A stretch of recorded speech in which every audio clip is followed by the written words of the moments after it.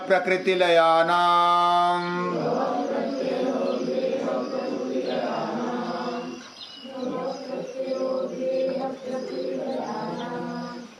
ये जो सूत्र है पहले पाद का, योग सूत्र समाधि पाद का, इसमें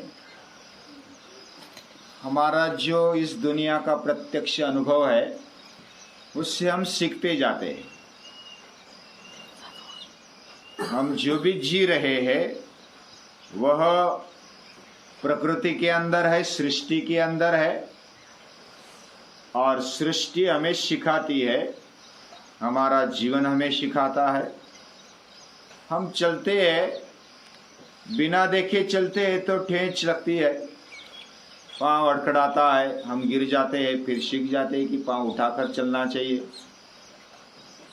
या तो कैसे बोलना, कैसे चलना, कैसे देखना, कैसे सुनना, ये हम प्रकृति से या तो निसर्ग से या तो सृष्टि से सीखते जाते हैं।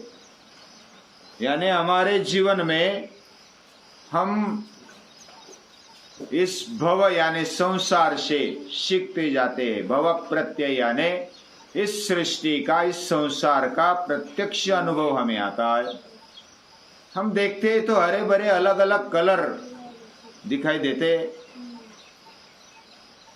हम सुनते हैं तो अलग अलग आवाज सुनाई देती है, हम सूंघते हैं तो अलग अलग सुगंध में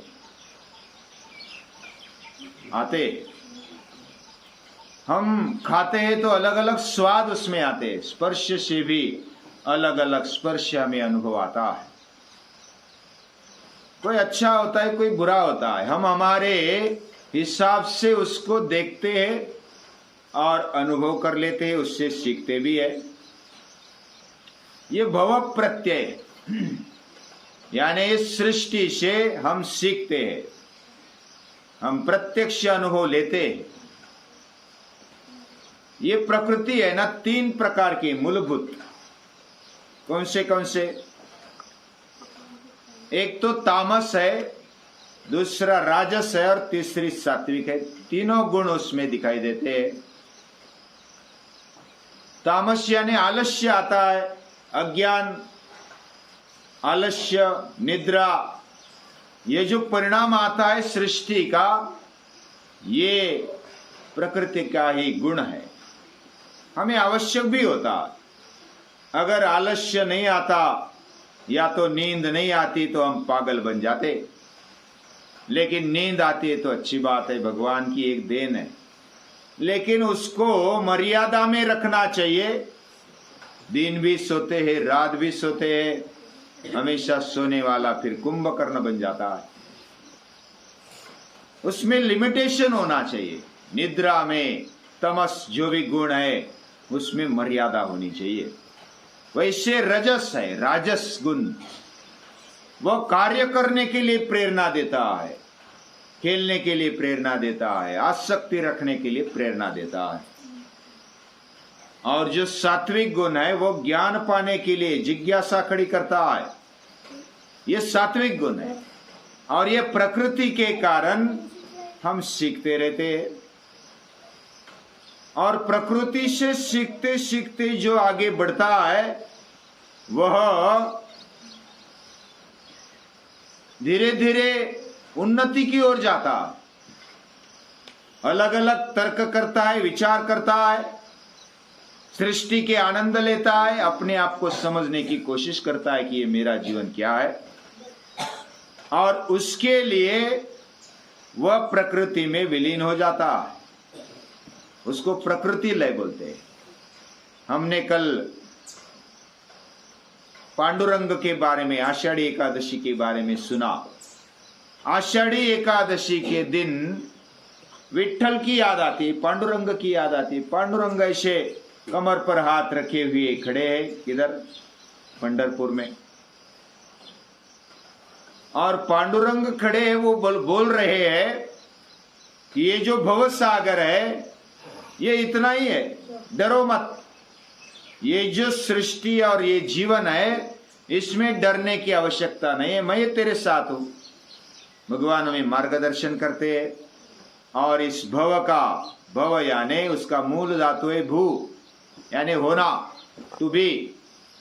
और हमारा जो होना चल रहा है, हम बच्चे हो गए, जन्म हो गया, छोटे, फिर बड़े, युवा, फिर और बड़े, फिर वृद्ध हो गए, फिर मर गए, यानी एक एक करके होना हमारा चल रहा है।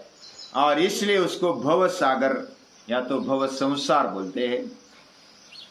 इस संसार में डरना नहीं चाहिए, ऐसे पांडुरंग कहते हैं। और ये भव प्रत्यय हमें सिखाता है, हमें अनुभव आता है। ये सृष्टि परिवर्तनशील होती है, हम भी सृष्टि की एक भाग है। हमारा शरीर, हमारे इंद्रिय, ये भी बदलते रहते, बाल बढ़ते हमें समझ में नहीं आता, हमारा शरीर बढ़ते रहता है, हमें समझ में नहीं आता।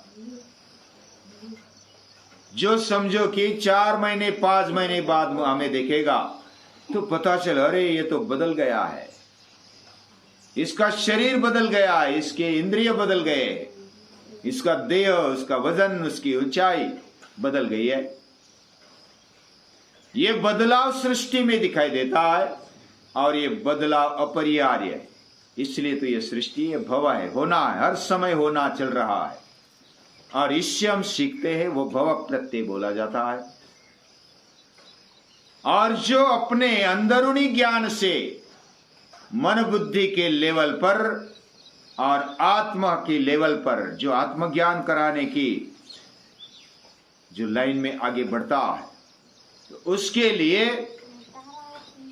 ये विदेह लय होता है उसका। यानी हमारा शरीर, ये शरीर हमारा नहीं है ऐसा उसको लगता है। जनक राजा ऐसे थे, उसको विदेही राज बोलते थे। विदेही यानी कि मैं शरीर नहीं हूं, मैं आत्मरूप हूं, ऐसा समझने वाला, जीने वाला अगर कोई व्यक्ति है तो उसको विदेही बोलते हैं और उसको विधेय लय बोलते हैं। और प्रकृति लय किसको बोलते हैं? सत्व रज तम, उससे पार जाने वाला।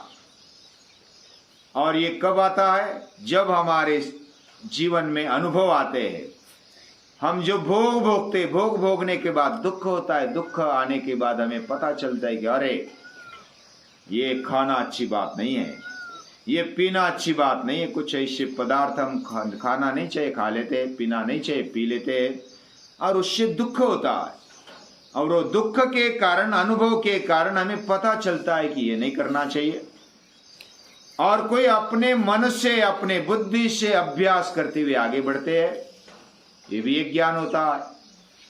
तो इस प्रकार जब हम सृष्टि के अंदर से सीखते हुए आगे बढ़ते और ऐसी स्थिति आ जाती, उसको प्रकृति लय बोलते हैं। और जो हम अभ्यास करते हुए आगे चलते हैं तो उसको विधेय ही बोलते हैं, विधेय लय। और इस प्रकार ये भव प्रत्यय है, यानी कि ये सृष्टि का अनुभव हमें सिखाता है। सृष्टि सबसे बड़ी गुरु है, निसर्ग सबसे बड़ा शिक्षक है, और उससे हमें सीखना चाहिए। निरीक्षण करते जाओ, हमें सीखने को मिलेगा। और बारिश की ऋतु में तो अच्छा सीखने को मिलता है। यानी जब हम बीज बोते या तो बीज देखते तो अंकुरन होता है, उसको अंकुर आता है, पत्ते आते हैं, फिर वो फूलते हैं, फलते हैं, और इसका निरीक्षण करते तो हमें सीखने को मिलता है। अभी इस ऋतु में हमें भी क्या करना चाहिए? कोई एक बीज लगाना चाहिए। उसको एक थैली ले लो या तो बैग ले लो छोटी सी, उसमें मिट्टी ले लो, कुछ खाद ले लो, उसमें बीज लगा दो अपने अपने लेवल पर। और बीज लगाते समय सिर्फ देखते जाओ, पानी डालते जाओ, देखते जाओ क्या क्या होता है। और उसको अंकुर कब आया, उसको पत्ते कब आए, उसके बीज में क्या परिवर्तन आया, उसको फूल कब आए, उसको फल कब आते हैं, उसका जीवन कैसा है। बाकी कीड़े मकोड़े क्या करते हैं, उसको खाते हैं क्या, कौन कौन खाते हैं, कौन कौन उसका संरक्षण करते हैं। ऐसे अलग अलग निरीक्षण आप कर सकते हैं, इससे सीखने को मिलता है। ये भव प्रत्यय, यानी संसार, ये सृष्टि हमें सिखाती। और ये सीखने की जगह है। ये सबसे बड़ी पाठशाला ये सृष्टि है, निसर्ग है। इस पाठशाला में हम आए हैं, ये सृष्टि में निसर्ग में हम आए हैं। इस वातावरण में रहते हैं। पशु पंछी वृक्ष वेली नदी नाले पर्वत ये सारे हमें सिखाते हैं। ये आकाश में सिखाता है, ये ग्रह तारे हमें सिखाते हैं। ऐसे सिखाने वाली शिक्षिका टीचर महान गुरु ये सृष्टि को हम नमन करते हैं, प्रणाम करते हैं।